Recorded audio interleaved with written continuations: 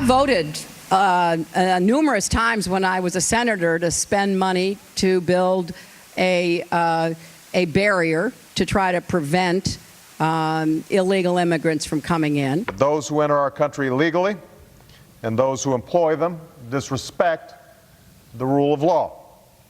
And because we live in an age where terrorists are challenging our borders, we cannot allow people to pour into the U.S. undetected, undocumented, and unchecked. All of us agree that we need to have comprehensive bipartisan immigration reform. That can only begin with strong border control. We must have that. We must control our borders. Flip-flopping Democrats sounding just like President Trump. Now, we understand people's views evolve over time. Republicans flip-flop all the time. But this is extreme. It's about national security. Just last decade, Democrats wanted $50 billion to construct and maintain hundreds of miles of new barriers.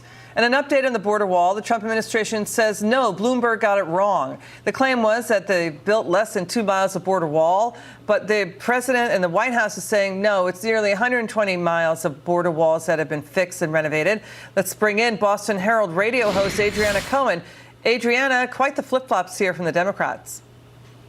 Oh, absolutely. I mean, when President, going back to 2006, so many of them supported the Secure Fences Act, whether that's Barack Obama, Joe Biden, Hillary Clinton, Chuck Schumer, or moving forward to prior to the Trump administration, they all supported securing the border, strong push, securing the border and strong immigration reform. But yet, as soon as President Trump gets in office, now suddenly they're against it. I mean, voters see that this is all political.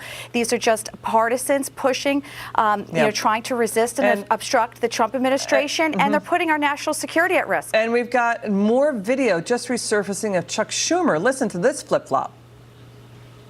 We let cross the border millions who take jobs away from American workers. We catch someone crossing the border, prosecute them, and deport them.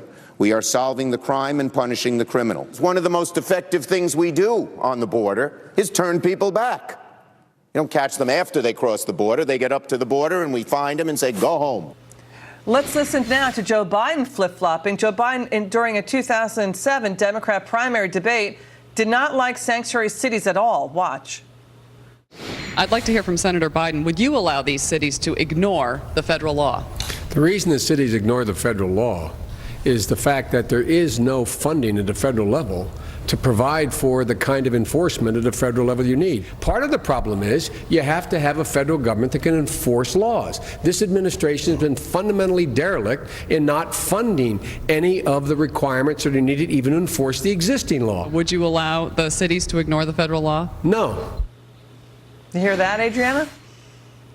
Yeah, the hypocrisy is just incredible. When Barack Obama deported, over 2 million illegals, no Democrat accused him of, trying to keep America white or being a racist. But as soon as President Trump gets in office, they make those types of accusations and they make him sound cruel because he's upholding the rule of law at the border. It's such hypocrisy. It stinks. And these Democrats are committing, malpractice because they're putting partisan politics before national security. I want to get to Adam Schiff's flip-flop. Listen to Democrat Adam Schiff.